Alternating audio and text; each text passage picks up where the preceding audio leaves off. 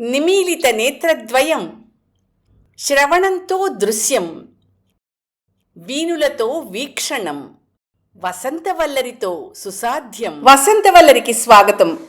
ఈనాటి వసంతవల్లరిలో సుప్రసిద్ధ కథా రచయిత్రి శ్రీమతి అత్తలూరి విజయలక్ష్మి గారు రచించిన కథ కలుపు మొక్క వింటారు.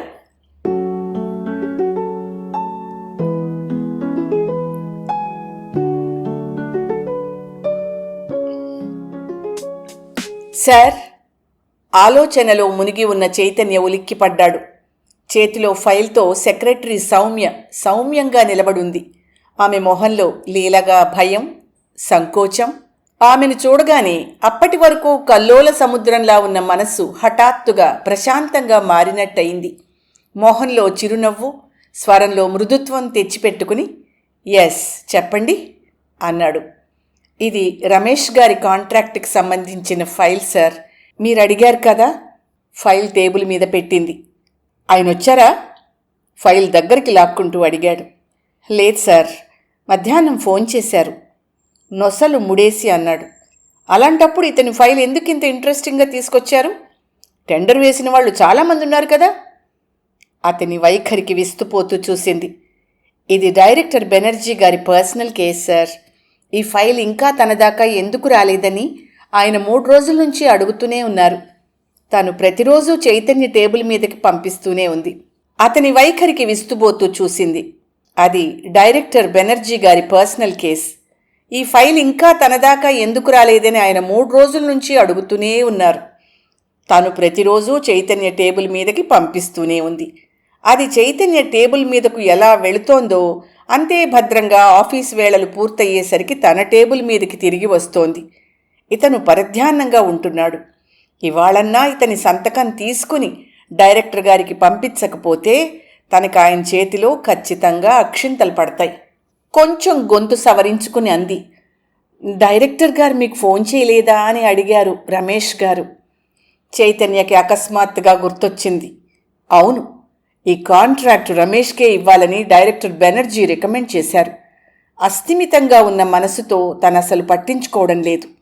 గభాల్న మరింత ముందుకి లాక్కుని పేజీలు తిప్పుతూ ఫైల్ అంతా ఒకసారి పరిశీలించి ఆఖరి పేజీలో సంతకం చేసి సౌమ్య వైపు నెట్టాడు. ఆమె కొంచెం వంగి తీసుకుంది. అలా వంగడంలో ఆమె కంఠాన్ని చుట్టుకున్న మెత్తటి చున్నీ ఒకవైపు నుంచి కిందకి జారి టేబుల్ మీద పడింది. అతని దృష్టి ఆమె చున్నీ మీదకి, ఆ తర్వాత అది ఉండాల్సిన స్థానంలోకి మళ్ళింది. వెంటనే చూపులు తిప్పేసుకుని టేబుల్ మీద ఉన్న న్యూస్ పేపర్ చేతిలోకి తీసుకున్నాడు. అతని చూపులు తన వైపు ప్రసరించడంతో ఇబ్బంది పడిన సౌమ్య చటుక్కున వెనక్కి తిరిగి ఛాంబర్లోంచి బయటికొచ్చేసింది. చైతన్య అంటే బెనర్జీకి ఎంతో అభిమానం. అతని సామర్థ్యం మీద, అతని తెలివితేటల మీద అపారమైన నమ్మకం. సౌమ్య ఆ ఆఫీస్లో స్టెనోగా చేరి 2 నెలలైంది. బెనర్జీ ఆమెను ఇంటర్వ్యూ చేయగానే చెప్పాడు, చైతన్య గారి దగ్గర మీకు పిఏగా పోస్టింగ్ ఇస్తాను. అతని దగ్గర మీరు చాలా విషయాలు నేర్చుకోవచ్చు. త్వరలోనే ఆఫీస్కి సంబంధించిన అన్ని విషయాలలో మీకు ఎక్స్పీరియన్స్ వస్తుంది అని. నిజమే అనుకుంది. కానీ ఈ 2 నెలలుగా జాగ్రత్తగా గమనిస్తూ ఉంటే అతని ప్రవర్తన, చూపులు అతని పట్ల ఏమాత్రం సదభిప్రాయం కలిగించటం లేదు. పైగా అతనంటే చిరాగ్గా, కొంచెం కోపంగానూ ఉంటోంది. కారణం, వచ్చిన దగ్గర నుంచి తనని కళ్ళప్పగించి చూడ్డం, తాను మాట్లాడుతుంటే పరధ్యానంలోకి వెళ్ళిపోయి తన గుండెల వైపు అదోలా చూడడం. ఇదంతా చూస్తే ఇతను బుద్ధిమంతుడని డైరెక్టర్ గారికి ఎలా అనిపిస్తోంది అనే సందేహం కలుగుతోంది. ఇతనికి బొత్తిగా మర్యాద తెలీదు, సంస్కారం లేదు అనుకుంటుంది సౌమ్య ప్రతిసారి. అలా అని అతనెప్పుడూ ఆమెతో అసభ్యంగా ప్రవర్తించడం కానీ, అవసరానికి మించి ఒక్క అక్షరం మాట్లాడడం కానీ చేయలేదు. అందుకే ఈ మాత్రంగానైనా అతని ముందుకు రాగలుగుతోంది. కానీ ఏదో వెతుక్కుంటున్న వాళ్ళ తనను అతడలా తేరిపార చూడడం మాత్రం భరించలేకపోతోంది. ఏం మనిషి తను, ఆడదాన్ని ఎన్నడూ చూడనట్టే చూస్తాడు అనుకుంటుంది. చున్నీ జారిపడ్డం చాలా సహజం. అంత మాత్రాన అతను అలా చూడడమేమిటి? ఛీ! సౌమ్యకి చాలా అవమానంగా అనిపించింది. ఇలా చాలాసార్లు జరుగుతోంది.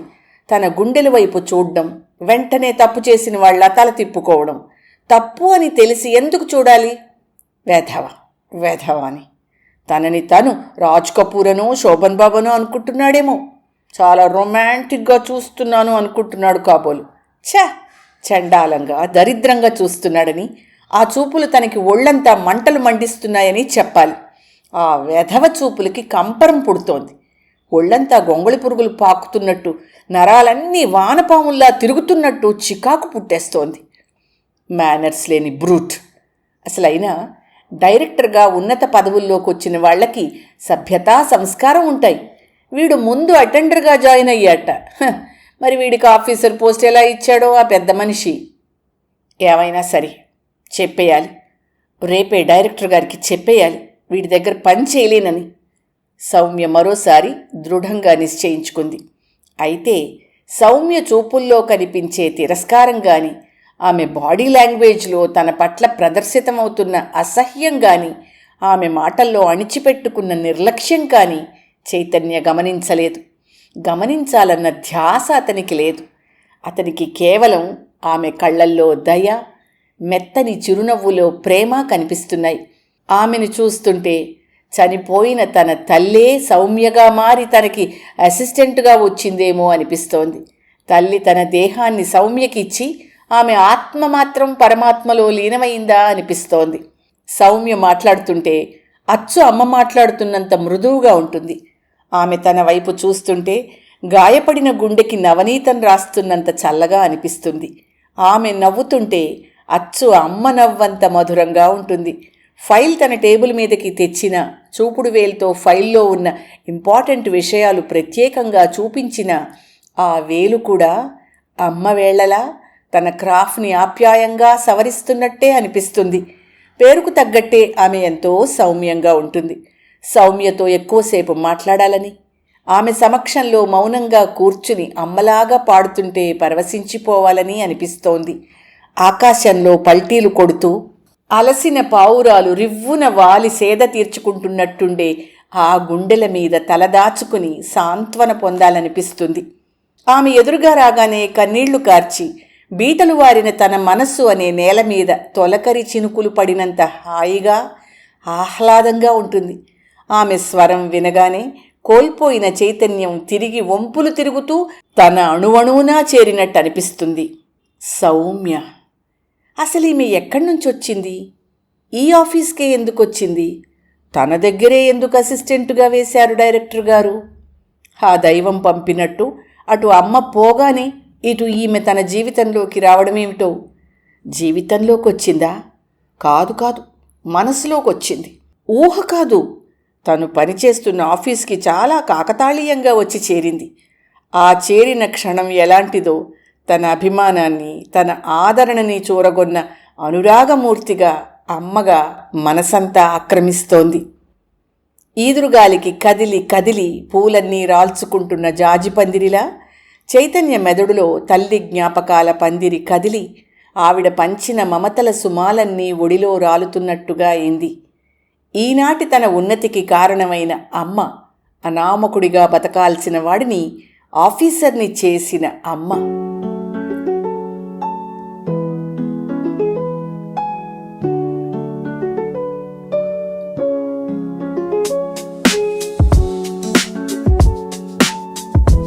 నువ్వు బాగా చదువుకోవాలి చేతు. చదువుకుంటే చాలు నాన్న, మన దగ్గర అంబానీ కన్నా ఎక్కువ సంపద ఉన్నట్టే. మంత్రాల్లాంటి మాటలు. ఓ పక్క వంట చేస్తూ మరో పక్క తన చేత శ్రద్ధగా హోంవర్క్ చేయించేది. పెరట్లో పంపు దగ్గర బట్టలు ఉతుకుతూ జామ చెట్టు కింద చాపేసి కూర్చోపెట్టి పాఠాలు కంఠతా పట్టించేది. కాసేపు టీవీ చూస్తానమ్మా అంటే చల్లగా నవ్వి, అన్నం తిన్నంతసేపు టీవీ చూడు అంటూ ఏ సమయాన్ని ఎలా వాడుకోవాలో సమయపాలన నేర్పించింది. నీకు ఇవ్వగలిగిన ఆస్తి కేవలం చదువేరా చేతూ. నా దగ్గర ఏమీ స్థిరాస్తులు లేవు నాయనా, చరాస్తులు లేవు. ఉన్నది కొంత విజ్ఞానం, మరి కొంత వివేకం. అవి రెండూ నీకిచ్చి రిక్తహస్తాలతో వెళ్ళిపోతాను. వాటిని జాగ్రత్తగా కాపాడుకోరా. వీలైతే ఆస్తుల్ని పెంచుకున్నట్టు పెంచుకో. నీ పిల్లలకు కూడా నువ్వవే ఇవ్వాలి. అమ్మ మాటలు వింటూ అలసిన కళ్ళు మూసుకుంటే అమృతం కురిసే చేతులతో క్రాఫ్ నిమురుతూ అమ్మ పాడే జోలపాట అదే తనకి బతుకు బాట.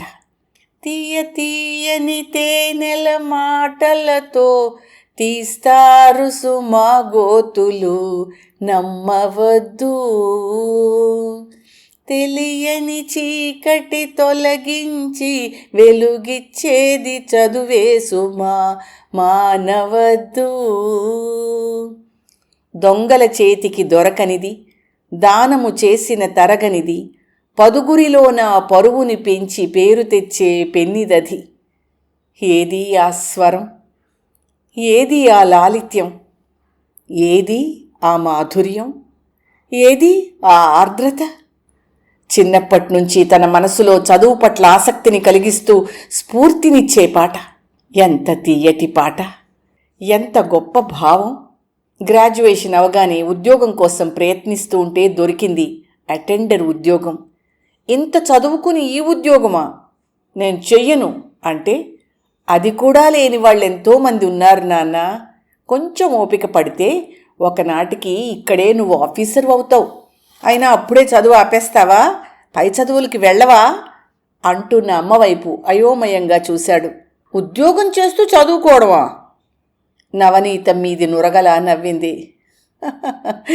నేను ఉద్యోగం చేస్తూనే పోస్ట్ గ్రాడ్యుయేషన్ చేశానురా. నేను చేయగలేంది నువ్వు చేయలేవు. తప్పకుండా ఇంకా చదువుకుంటావు. భగవంతుడు మనకి 24 గంటలు ఇచ్చాడు. క్షణం కూడా వృధా చేయకపోతే అంతరిక్షానికి కూడా ఎగిరిపోవచ్చు నాన్న. అమ్మ మాట గుడిగంట. అదొక దీవెనై తనని ఇవాళ ఈ స్థాయికి తీసుకొచ్చింది. ఇప్పుడెక్కడుంది అమ్మ పలకరింతల పూల రెక్కలు చల్లి తనని దీవించడానికి? సాబ్ తుళ్ళిపడ్డాడు చైతన్య. ఎదురుగా అటెండర్ షరీఫ్. అందరూ వెళ్ళిపోయారు సార్. 6 దాటింది. కార్ రెడీ చేయమంటారా సార్? టైం అయిపోయిందా? అందరూ వెళ్ళిపోయారా? తెల్లబోయి చూశాడు. అవును సార్, వినయంగా జవాబిచ్చాడు షరీఫ్. చైతన్య లేచాడు. షరీఫ్ అతని బ్యాగ్ చేతిలోకి తీసుకుని అతని వెనకే వినయంగా కదిలాడు. బయట కారు సిద్ధంగా ఉంది. చైతన్యని చూడగానే డ్రైవర్ డోర్ తీసి పట్టుకున్నాడు. అతను మౌనంగా కారులో కూర్చున్నాడు. డ్రైవర్ పక్కన ముందు సీట్లో షరీఫ్ కూర్చున్నాడు. కారు కదిలింది. కారుతో పాటు చైతన్య ఆలోచనలు కదిలాయి.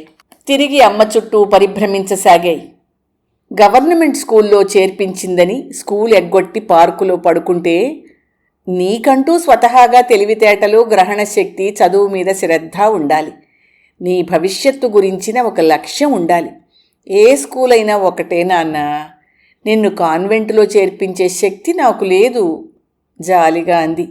చైతన్య గుండె చెదలు పట్టిన పుస్తకంలా పొట్టురాలుతున్న భావన. అలలు అలలుగా సాగుతున్న అమ్మ జ్ఞాపకాలు ఒక్కో పొరని చీలుస్తూ అట్టడుగున దాగిన విచక్షణను, వివేకాన్ని వెలికి తెస్తున్నట్టు.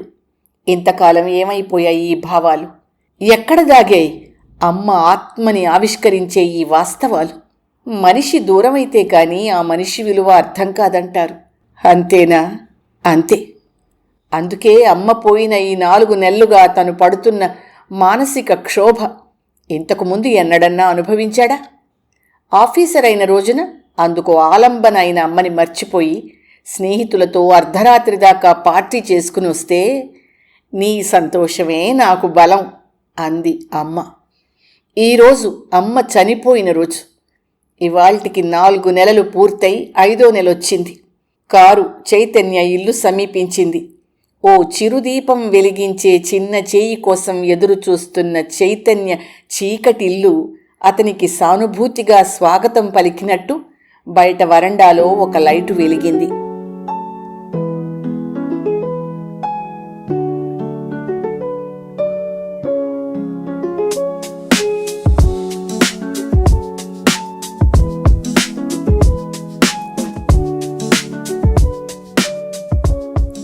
డైరెక్టర్ ఛాంబర్లో ఆయన టేబుల్ దగ్గర వేసిన కుర్చీలోని ఒక కుర్చీలో ఆయన ఎదురుగా కూర్చుని ఆయన మాటలు వింటున్న సౌమ్య నిర్ఘాంతపోయింది.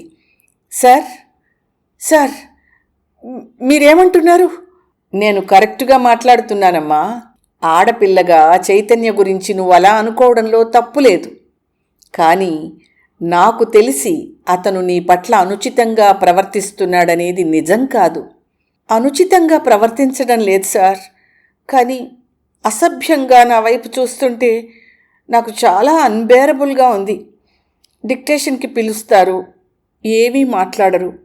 నా వైపు అలా చూస్తూ ఏదో లోకంలోకి వెళ్ళిపోతారు. అంతేకాదు ఆయన చూపులు మధ్యలో ఆపేసి అంది, నాకు అలర్జిక్గా అనిపిస్తున్నాయి.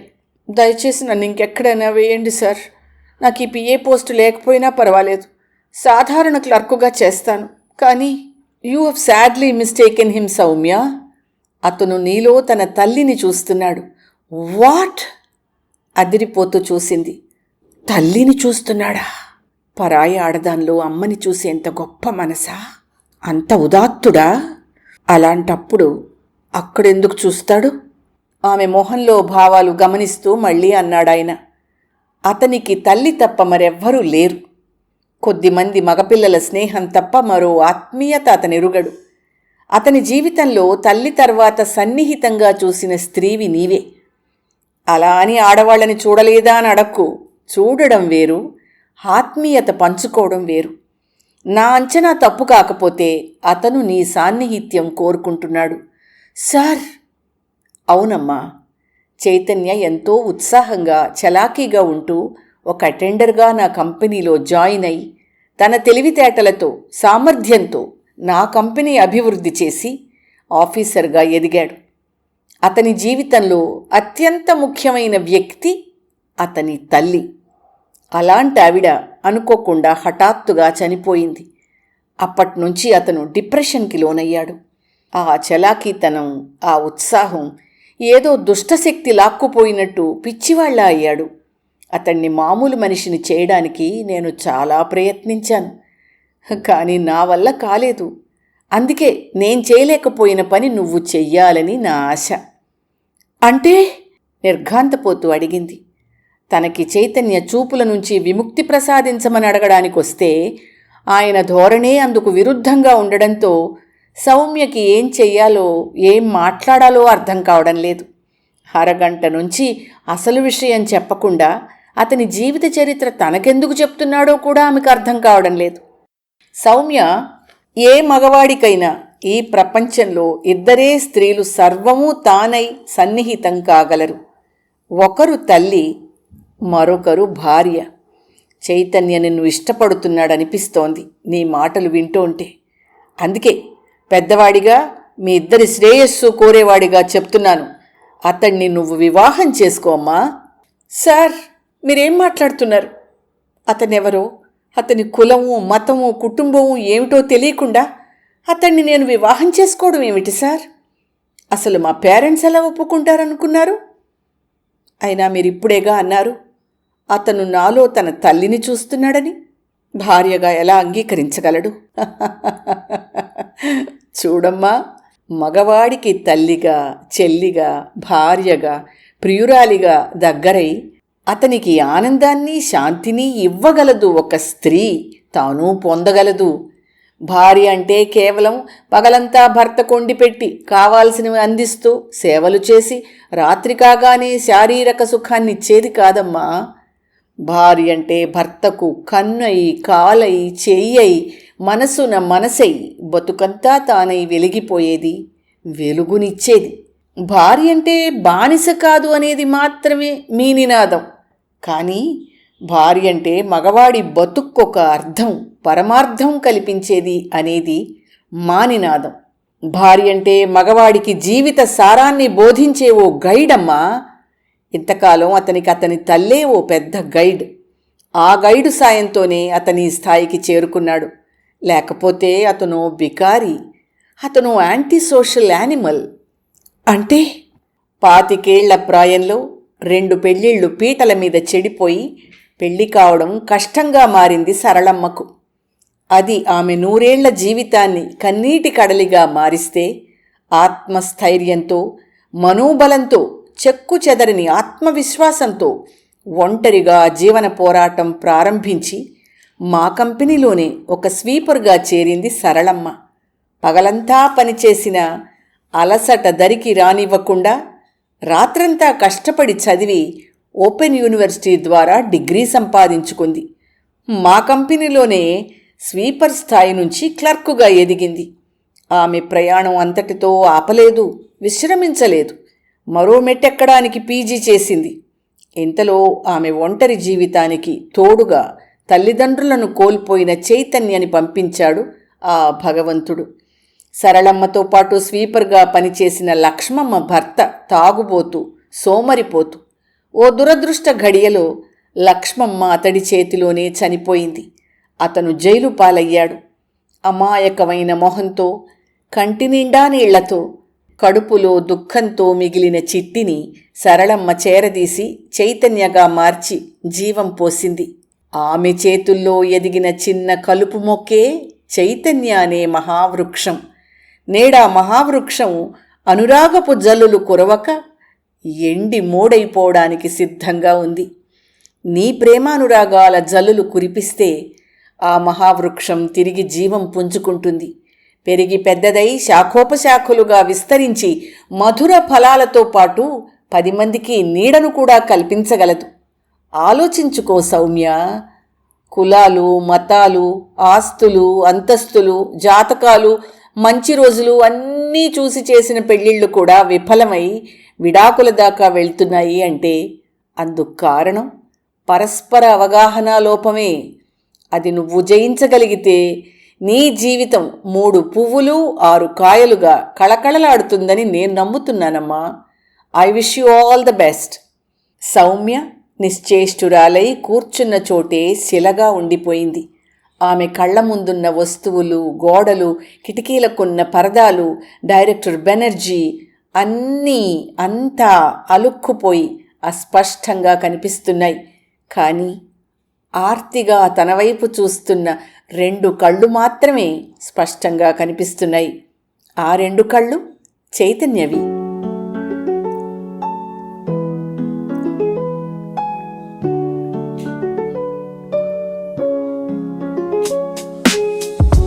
వసంతవల్లరిలో సుప్రసిద్ధ కథా రచయిత్రి శ్రీమతి అత్తలూరి విజయలక్ష్మి గారు రచించిన కథ కలుపు మొక్క విన్నారు. వసంతవల్లరిలో ఇవాల్టి కార్యక్రమం మీకు నచ్చిందని ఆశిస్తున్నాను. అందుకే లైక్ చేసి మీ మిత్రులకు, బంధువులకు లింక్ను షేర్ చేసి మీ అమూల్యమైన అభిప్రాయాన్ని నాకు కామెంట్ బాక్స్లో తెలియచేయమని, వసంతవల్లరికి సబ్స్క్రైబ్ చేయమని విన్నవించుకుంటూ మీ వసంతలక్ష్మి అయ్యగారికి సెలవ మరి. Thank you. వసంతవల్లరి మిత్రులు, శ్రేయోభిలాషులు, వీక్షకులు, శ్రోతలు అందరికీ ఒక విజ్ఞప్తి. గతంలో లాగానే ఎప్పటికప్పుడు నా కథలను విని స్పందన తెలియచేయమని కోరుతూ, నేను చదివిన కథ మీకు బాగా నచ్చినట్టయితే తప్పకుండా హైప్ ఆప్షన్ నొక్కి నన్ను ప్రోత్సహిస్తారు కదూ.